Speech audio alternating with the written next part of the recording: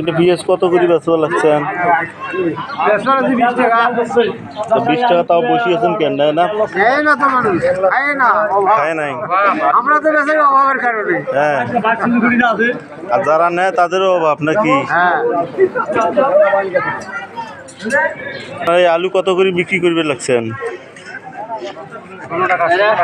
16 টাকা কি কেজি? দেশি আলু হলে খাওয়া আলি তো বগরে ইয়া করে বেচাইলেন কেজি 30 টাকা। যে বস্তা দেখলাম সেই বস্তায় তো আছে। হ্যাঁ, তো কতগুলো বেচাইছেন? 15-20 কেজি 25 কেজি 30 টাকা করি।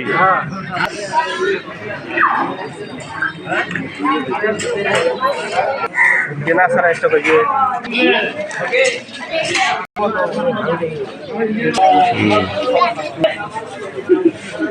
তো প্রিয় দর্শক, জানেন যে আজকে সবজির বাজারই আমরা তদারকি করলাম যে প্রতিটা সবজির দাম, অর্থাৎ আলু এমনও আছে যে কেজি প্রতি 9 টাকা আছে, 9 টাকার থেকে 15 টাকা পর্যন্ত, সর্বোচ্চ 15 টাকা।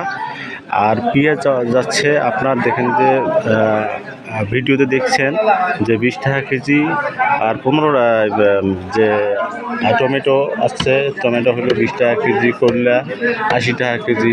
এবং রসুন আছে, রসুন দেখবেন 80 থেকে 100 টাকা অথবা 150 টাকাও কেজি আছে। তো আমরা বিভিন্ন যে সবজি আমরা দেখলাম, আমরা এই সবজির মাধ্যমে দেখতে পাচ্ছেন যে সবাই যে দোকানদাররা আছে এরা বসে আছে, ক্রেতা নাই। অর্থাৎ সবজির বাজার যে একদম মনে করেন যে নিচে নেমে গেছে।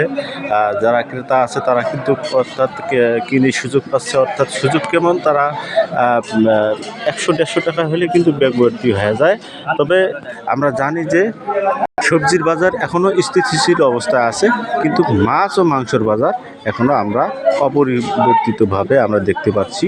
অর্থাৎ বাজারের চেয়েও অনেক চড়া দাম, যেহেতু মাছ মাংসের কোনো তার যে মূল্যের তালিকা একটা টাঙ্গানো থাকে, চার্ট থাকে, সেই চার্টটা নেই। এই জন্য গ্রাহকরা মনে করেন যে তাদেরকে ধরতে পারে না, কিছু বলতে পারে না। তো আমরা চাচ্ছি যে মাছ মাংসের জন্য এই মূল্যের তালিকাটা টাঙ্গানো